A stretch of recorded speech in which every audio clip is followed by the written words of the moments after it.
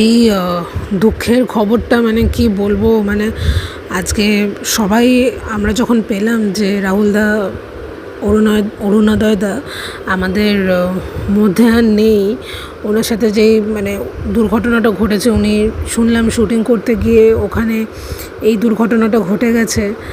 মানে সত্যিই মানে ইনিশিয়ালি মানে আমি তো বিশ্বাসই করতে পারিনি, কিন্তু মানে যখন আর কি আমি নিউজটা পেলাম, আমি সোশ্যাল মিডিয়া প্ল্যাটফর্মে দেখলাম, তো ইনিশিয়ালি আমি সত্যি কথা বলতে আমি ইনিশিয়ালি বিশ্বাসই করতে পারিনি। কিন্তু তারপর যখন টিভিতেও দেখলাম যে ডিফারেন্ট নিউজ চ্যানেলসে দেখাচ্ছে, তখন মানে এত খারাপ লাগছে। তখনকে আমি বুঝলাম যে না, এটা সত্যি ঘটনা, যে মানে ওনাকে যে দুর্ঘটনার মধ্যে দিয়ে যেতে হয়েছে, শুটিং করতে গিয়ে দেখছিলাম যে দুর্ঘটনা ঘটে গেছে। মানে তাতে আর কি উনি ছেড়ে চলে যান।